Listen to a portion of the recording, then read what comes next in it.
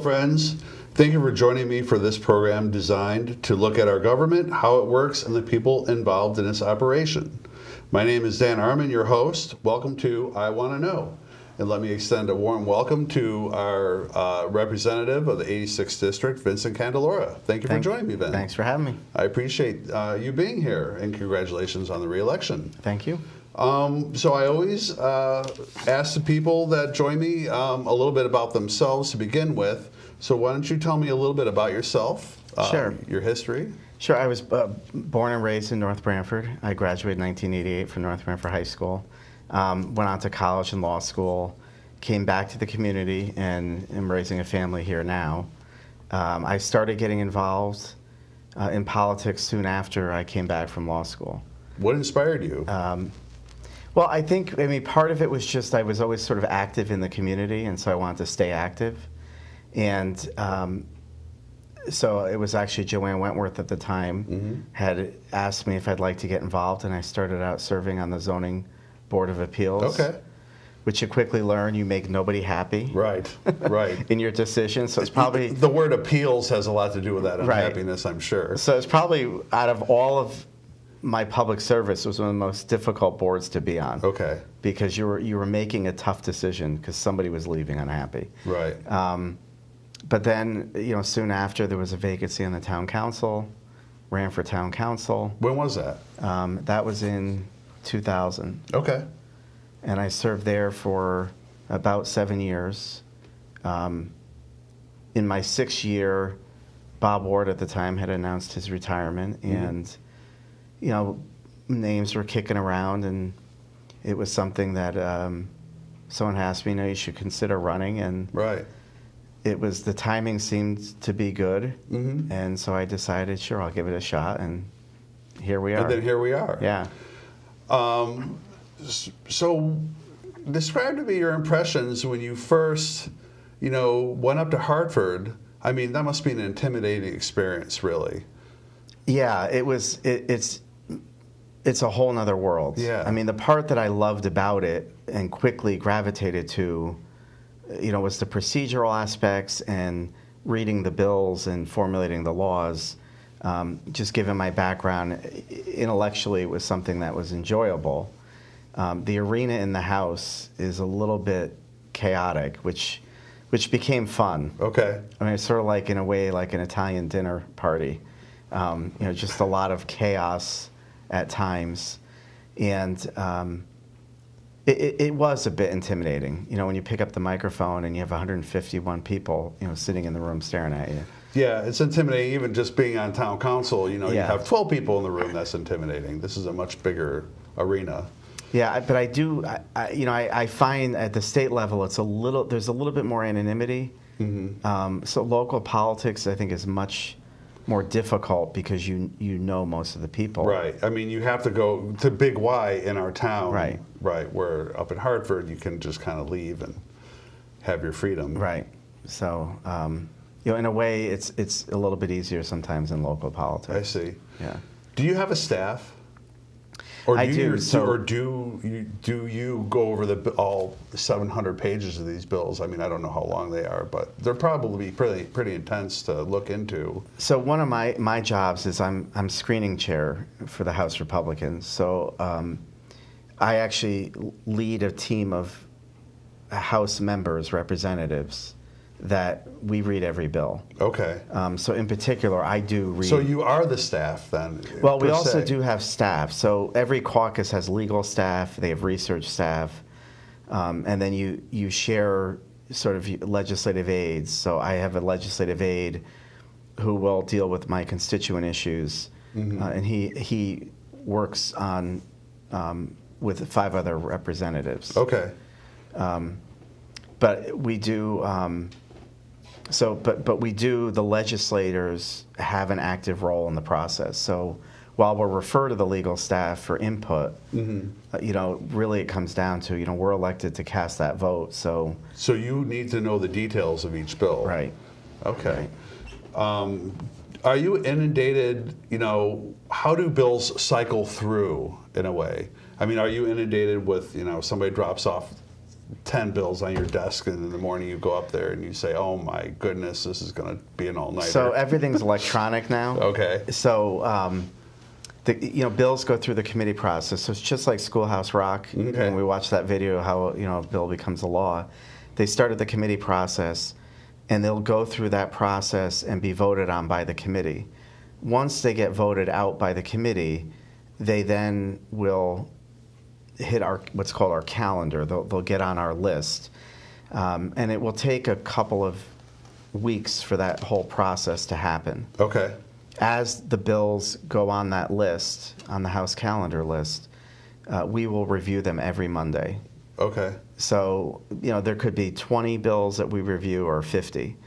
And as we review them, once we're done doing that, we'll sit down with the other side of the aisle in a room, and we'll go through and mark which ones are ready to be voted on, which ones need more work, which ones are going to be problematic, and if you call it, it's going to be an all-nighter, right. A talker. And when you're at that stage, do you reconcile different issues that each side may have to make it more palatable? We try to do that, okay. And we'll say, look, here are the issues that we have with it.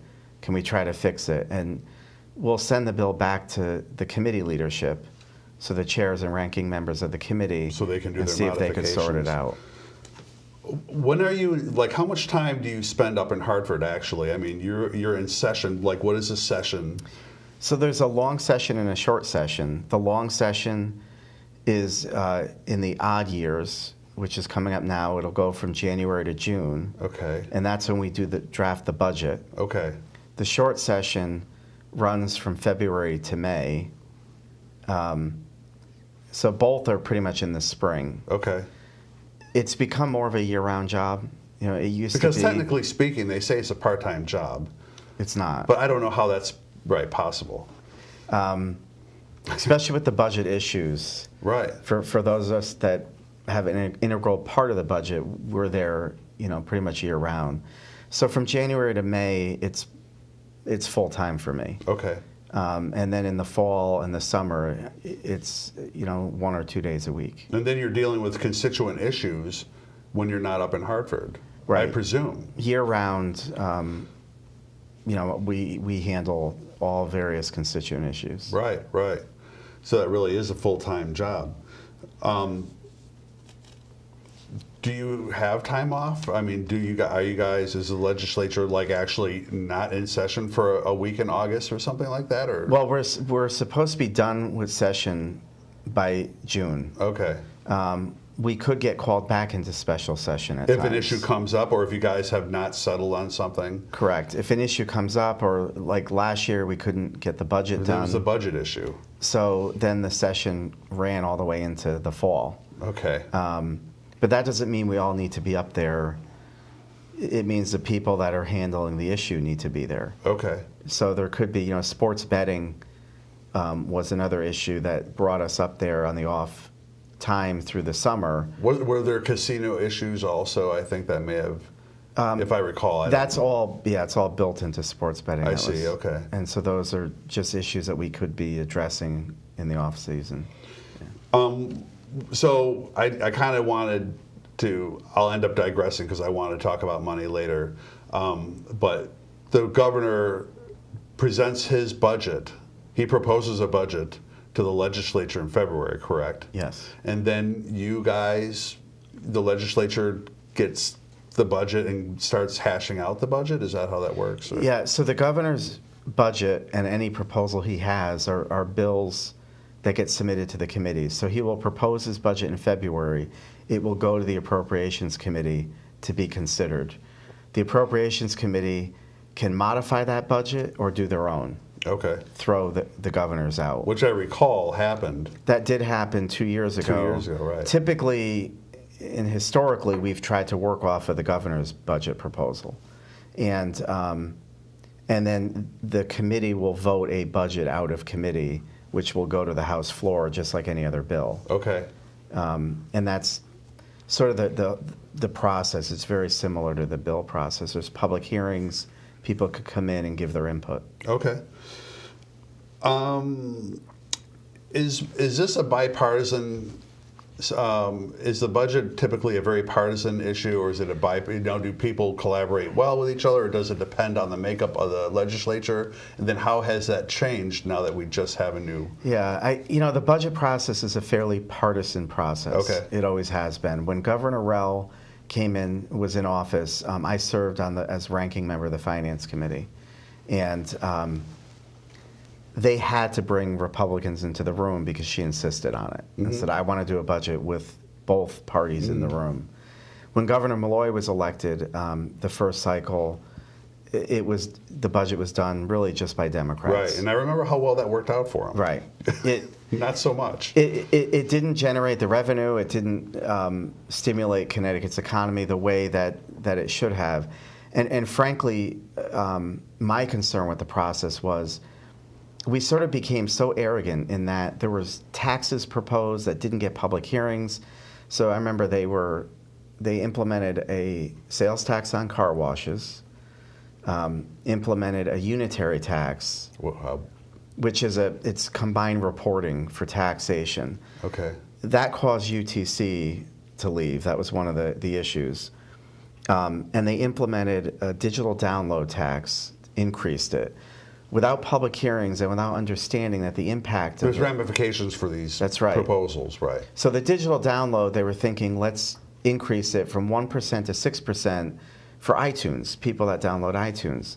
I can understand that. A record or CD is charged 6%. Right. But in fact, it also hit our insurance companies because they download certain software data to run their programs. It would have cost them millions and millions of dollars in taxes, and it caused Aetna to say, look, if you do this, we're leaving. Okay. And we very quickly had to repeal all of those tax proposals. So I think within 3 months of implementation, we went back into session to repeal them.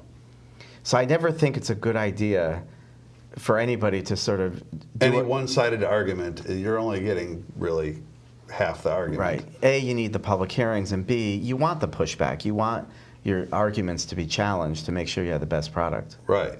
And then, when it comes to taxes also, I mean, I think I can speak for us citizens, laymen, that we don't want to feel like we're being nickeled and dimed to death either. Right. I mean, so the insurance companies, they have their representatives, and UTC had their representatives, but you are our representative, so Right. you're there to say, look, I understand the logic behind it, but also people are feeling it, as well, and it hurts everybody. Yeah. What do you see happening with the transition now with Ned Lamont being governor? He has a transition team in place or formulating. What do you see happening along those lines? So I think the rhetoric throughout the election season, I think, is out the window, and I think which is probably a good thing. It is a good thing. Yeah. I met with him 2 days ago, and he seems very open to everyone's ideas. He has not served in public office, so there is a learning curve for him that I think he understands and appreciates. So he is trying to surround himself with people that are familiar with the process to help educate him. And I do think, he at least, because he's been in the business world, in the financial markets, that he recognizes that Connecticut is in tough shape. We need to build confidence. I think we've had a good run. This last bipartisan budget produced a surplus. Right, we came out ahead, thankfully. And I think it created a good atmosphere, a better atmosphere for people. And I think he wants to continue that trend. Mm-hmm. My concern is, because the numbers, and part of the reason we had that bipartisan budget was that we were tied in the Senate, Republicans and Democrats. We no longer have that tie, and I hope the legislature recognizes that it's actually not a bad idea to bring Republicans in the room to give our perspective. Mm-hmm. Because we do represent, 40% of Connecticut. So regardless of the numbers makeup up in the legislature, our district needs to be heard just as a district represented by a Democrat. Sure. Do you typically are there certain people? Do you collaborate with Dems, and do Dems, you find, collaborate with ours, or, Yeah, and a lot of, smaller issues, there's a Right. lot of collaboration and cooperative work. We're friends, on that level. You create personal relationships. Okay. But there are some representatives that might have strong feelings on animal issues. Sure. So they'll work together on that, or environmental issues. Republicans and Democrats will work together. And so there are times where there could be a bill that has bipartisan support, and then it also has bipartisan opposition. Okay. And that makes it interesting, Yeah. trying to negotiate. But by and large, on other issues, we do seem to work together cooperatively. So again, we just went through the cycle. The big elephant in the room was the tolls, other than the budget, but that is really attached to the budget. What are the other priorities from your perspective? And then what are your perspectives on those priorities? I mean, again, things are fresh, but. Well, I think what we're hearing is, tolls is certainly an issue. We just saw the commissioner of DOT came out with the proposal for 82 tolls throughout the entire state of Connecticut. Gantries, I guess. The right? gantries, Okay. Which they'll be collecting the money. It sort of came out in a way that concerns me. We're going to see tolls in Madison, Guilford, Branford. The bottom line is it's going to cost us all more money to go to work and come home. And even worse, it's going to reroute traffic. So, Right. For a town like North Branford, we're a cut-through town. Right. You're going to see 80 and 22 to get up to 91 become a lot heavier traveled. I'm not sure that Governor-elect Lamont would adopt a proposal like that, but that is an issue that we're going to have to debate. Was that the result of the study, or that was separate from the study? And that's where I don't know why the governor allocated $10 million to that study. We have more studies than you can that count. we know what to do with, right? Right. I mean, Governor Rell had an exhaustive study on tolls. So that proposal came out of DOT's own work. Okay. And so the $10 million is still sitting there. But the other issues that we're going to see is the minimum wage debate of hiking it to $15 an hour. We're going to see a discussion on paid family medical leave, legalization of marijuana. Okay. Are probably the big areas. And I think, in terms of the minimum wage issue, it got blocked last session, not because of partisan opposition, but the devil's in the details. If you raise the minimum wage to $15 an hour, people actually lose their health care benefits, the state Medicaid benefits that they're provided. So that's because it increases that wage, and it brings them over the threshold. I see the threshold. I see. Yeah. So if we're going to raise the minimum wage, we've got to address the people that are going to get kicked off of their health benefits. Yeah. The other issue is youth employment. We're seeing a decline in youth employment. Part of that is because if you're going to go to $15 an hour, people aren't going to necessarily hire 16 and 18-year-olds. They're going to hire 25 or 28-year-olds to do the job. Nonprofits, what impact would they have? People that run summer camps and the YMCAs, are always, they have concerns with the raising of the minimum wage. So that it's good you're saying this, because people say, oh, absolutely $15, right? But people have no idea how complicated a simple soundbite may be. The devil's in the details, as you said, and there's a lot to evaluate there. Because the problem is we equate a minimum wage with a living wage, right? So of course you can't even live off of $15. They're completely different an hour. That's right. And so there are some jobs out there that are good training jobs for people to sort of work through the process. And the question really is, how many people are hired and stay at that minimum wage? Right. And they're stuck in poverty. Right. That's what we really need to address. And what is the federal minimum wage? I don't even know what it is. Yeah. It's less than $15. It's less than 10. I mean, it's less than 10. We're at 10.10, and I think we're one of the highest. Yeah. I couldn't even guess at this point anymore. I stopped keeping track. At one point, it was like $7 and change. It's really irrelevant, especially for this part of the Connecticut. country. Yeah. Yeah. Paid family medical leave is another one I think we're going to be addressing. Another complicated issue, how would it be administered? Who would pay for it? One of my concerns with it, and I expressed this to the governor-elect, is that 3 or 4 years ago there was a bill passed for a retirement security fund that every employee would be charged 1%, and that money would go into a retirement security fund for them that's administered by the state. We still haven't even implemented that program yet. And AARP this summer was running ads on it, commercials. But it's still nowhere because Right. I think it violates federal law. Okay. And so those kinks all need to be worked out. So one thing I expressed to him is before we pile on another administrative issue for businesses, we've got to work out the one that was The ones that are passed. just sitting there. Right. Right, I see.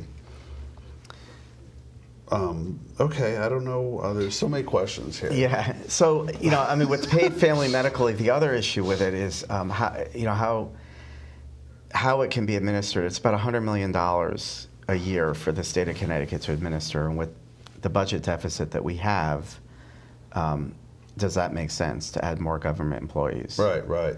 So there are some proposals to look at having it run by a private agency to come in and sort of administer the whole program, if it's done.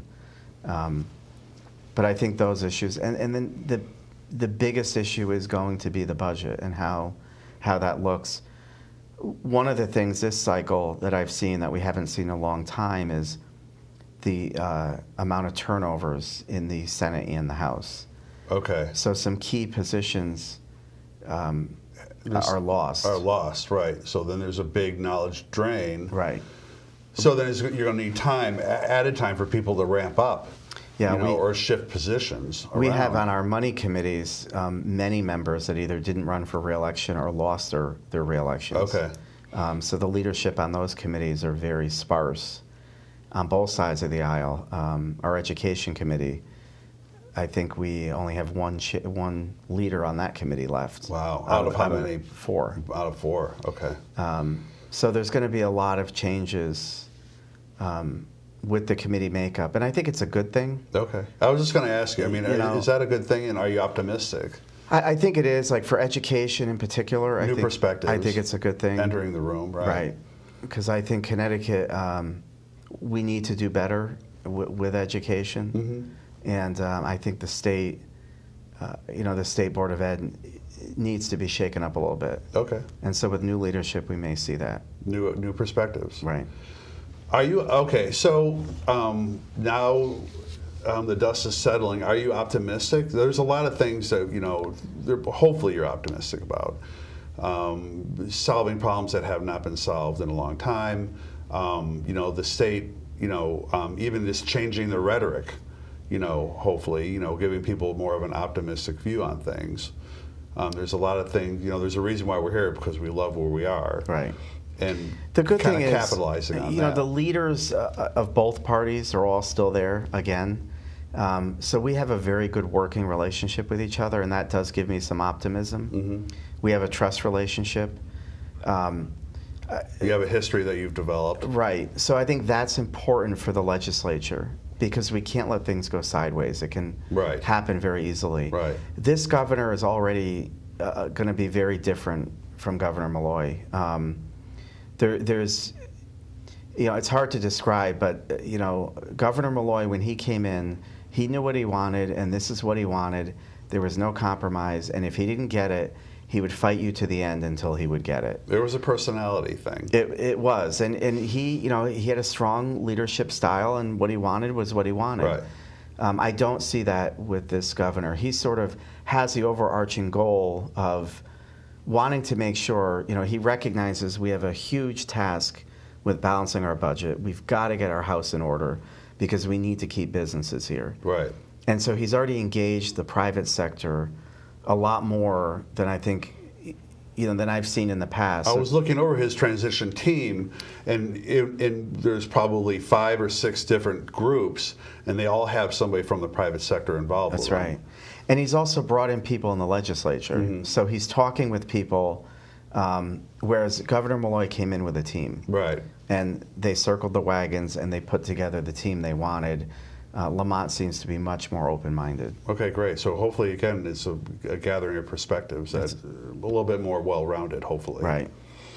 Okay. So back to North Local. What do you like most about North Branford?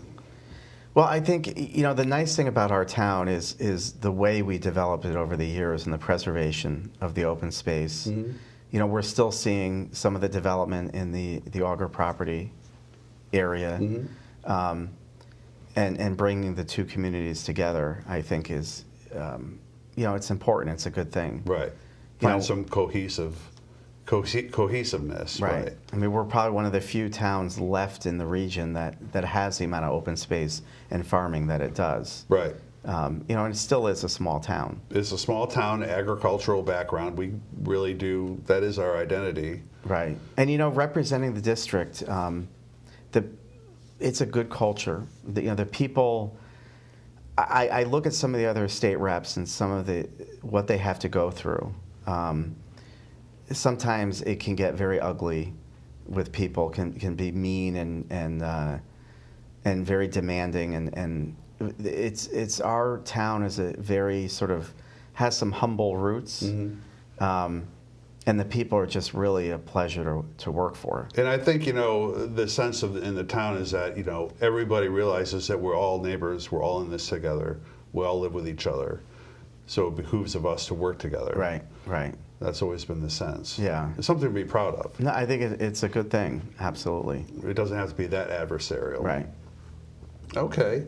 Well, I hope that we can do this on a regular basis. It's important for me to be engaged with you, and I think it's good for the 42 people that watch this thing understand what's going on too. So hopefully you'll be willing to come back. No, and I'd be join happy me. to.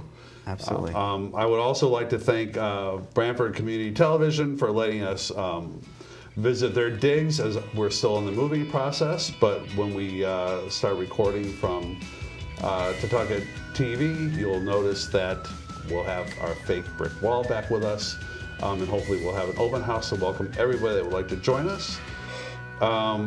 Thank you for joining me today for this show. Please email me at danarminnb@gmail.com with any questions or ideas you may have for future episodes or questions for Mr. Candelora that I can relay to him. Please help sustain Tutucket TV. We rely on you, your viewers, for our sustainability. And please help sustain Tutucket Times, which serves our town in print. Thank you very much, and thank you for joining me for I Want to Know.